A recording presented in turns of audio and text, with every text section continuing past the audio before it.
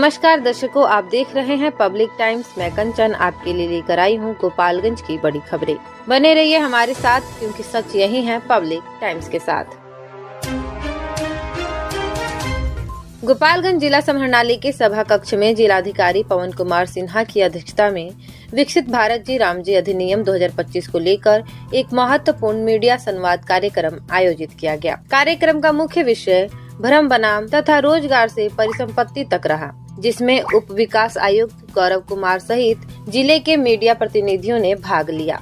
संवाद का उद्देश्य अधिनियम से जुड़ी गलतफहमियों को दूर कर इसकी वास्तविकता, भावना और लाभों को आम जनता तक पहुंचाना है। अधिकारियों ने बताया कि इस अधिनियम के तहत ग्रामीण परिवार के वयस्क सदस्यों को प्रति वर्ष 125 दिनों की मजदूरी आधारित रोजगार की कानूनी गारंटी दी जाएगी। यह योजना केवल रोजगार तक सीमित नहीं है, बल्कि जल संरक्षण, ग्रामीण बुनियादी ढांचे, आजीविका आधारित परिसंपत्तियों और जलवायु अनुकूलन कार्यों के माध्यम से गांवों को आत्मनिर्भर बनाने पर केंद्रित है। बताया गया कि विकसित ग्राम पंचायत योजना के सभी कार्य राष्ट्रीय डिजिटल प्लेटफॉर्म से जोड़े जाएंगे, जिससे पारदर्शिता और प्रभावी निगरानी सुनिश्चित होगी। पंचायतों को विकास मानकों के आधार पर श्रेणियों में बांटकर स्थानीय जरूरतों के अनुरूप योजनाएं लागू की जाएंगी। योजनाओं में केंद्र और राज्य की भागीदारी 60:40 के होगी, जबकि विशेष राज्यों के लिए 90:10 का प्रावधान है। डिजिटल मॉनिटरिंग, बायोमेट्रिक सत्यापन और सोशल ऑडिट के जरिए जवाबदेही सुनिश्चित की जाएगी।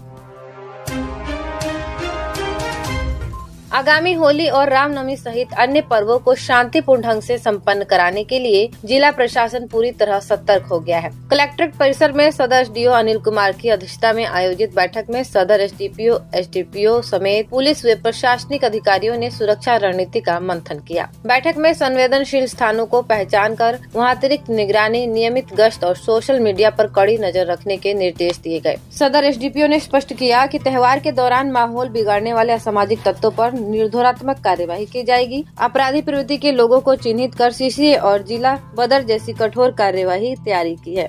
वहीं विनय तिवारी के आदेश पर सभी थाना अधीक्षकों को शांति समिति की बैठक करने, जुलूस मार्गों का सत्यापन और स्थानीय जनप्रतिनिधियों के समन्वय बढ़ाने के निर्देश दिए गए हैं। प्रशासन ने लोगों से सौहार्द के साथ पर्व मनाने की अपील की है।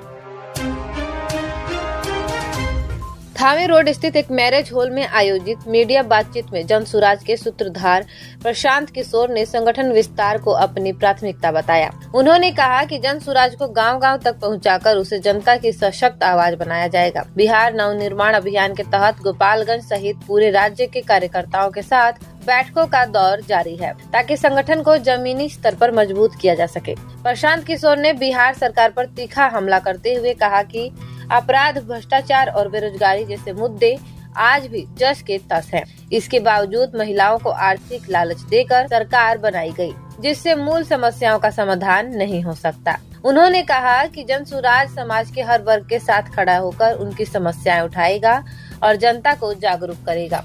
मीडिया ब्रीफिंग में उन्होंने कार्यकर्ताओं से अनुशासन और धैर्य के साथ मुद्दा आधारित राजनीति करने की अपील की। कार्यक्रम में जनसुराज के नेता राधा रमन मिश्रा सहित कई कार्यकर्ता मौजूद रहे। विजयपुर थाना क्षेत्र के बंधवरा घाट गांव में पानी बहाने को लेकर हुए विवाद ने हिंसक रूप ले लिया। दो पक्षों के बीच जमकर मारपीट हुई, जिसमें एक ही परिवार के 3 सदस्य गंभीर रूप से जख्मी हो गए। घायलों में आकाश कुमार, नेहा कुमारी और उनकी मां गायत्री देवी शामिल हैं। बताया गया कि छत से पानी गिरने को लेकर पड़ोसियों के बीच कहासुनी शुरू हुई, जो देखते ही देखते गाली गलौज और लाठी डंडे से हमले में बदल गई। हमले में घायल तीनों को पहले विजयपुर सीएचसी में भर्ती कराया गया, जहां प्राथमिक उपचार के बाद बेहतर इलाज के लिए सदर अस्पताल इमरजेंसी वार्ड में रेफर कर दिया गया। घायल गायत्री देवी ने आरोप लगाया कि विरोध करने पर उन पर हमला किया गया। घटना के बाद पुलिस मामले की जाँच में जुट गई है और दोषियों पर कार्यवाही की तैयारी की जा रही है। गोपालगंज सिधवलिया थाना क्षेत्र के लोहीजरा गांव में आंगनबाड़ी केंद्र पर बच्चों के विवाद को लेकर दो पक्षों के बीच मारपीट में 7 लोग जख्मी हो गए। घटना के बाद गांव में अफरा तफरी मच गई। घायलों को इलाज के लिए सामुदायिक स्वास्थ्य केंद्र सिधवलिया में भर्ती कराया गया, जहां प्राथमिक उपचार के बाद 3 की हालत गंभीर देख बेहतर इलाज के लिए सदर अस्पताल रेफर कर दिया गया। बताया गया कि बच्चों के झगड़े से शुरू हुई कहासुनी देखते देखते हिंसक झड़प में बदल गई। मारपीट के दौरान लाठी डंडे और धारदार हथियार का इस्तेमाल किया गया, जिसमें भाग राशन महतो, सपना कुमारी, अनिता कुमारी, कुसुम देवी, प्रमिला कुमारी, ब्रह्मदेव महतो और कैलाशो देवी घायल हो गए। चिकित्सकों ने भाग राशन महतो, प्रमिला देवी और कैलाशो देवी को रेफर किया। सूचना पर पुलिस मौके पर पहुंची और मामले की जांच व प्राथमिकी की प्रक्रिया में जुट गई है। गोपालगंज कलेक्ट्रेट परिसर में शुक्रवार को आयोजित जनसुनवाई कार्यक्रम के दौरान विनय तिवारी ने जिले के विभिन्न थाना क्षेत्रों से आए लोगों की समस्याएं सुनी। करीब 30 फरियादियों ने अपनी अपनी शिकायतें रखी, जिनमें कई मामलों में फर्जी तरीके से केस में फंसाने के आरोप भी शामिल रहे।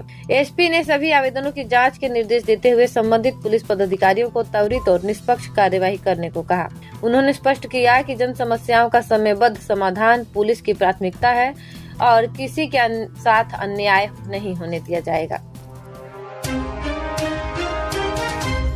माझागढ़ में अवैध शराब के खिलाफ चल रहे अभियान के तहत विनय तिवारी के निर्देश पर माझागढ़ पुलिस ने बड़ी कार्यवाही की। गुप्त सूचना पर थाना क्षेत्र के बिशंबरपुर और झझवा में छापेमारी कर कुल 35 लीटर शराब बरामद की गई। हालांकि धंधेबाज मौके से फरार हो गए। झझवा में कुंदन साहा के घर के पीछे से 7 लीटर अंग्रेजी शराब, जबकि बिशंबरपुर में चंदन पासी, राजकुमार पासी और योगेंद्र पासी के ठिकानों से 28 लीटर देशी चुलाई शराब बरामद हुई। थाना अध्यक्ष निरंजन कुमार के नेतृत्व में कार्यवाही की गई। फरार धोखेबाजों के खिलाफ उत्पाद अधिनियम के तहत प्राथमिकी दर्ज कर गिरफ्तारी के लिए छापेमारी जारी है।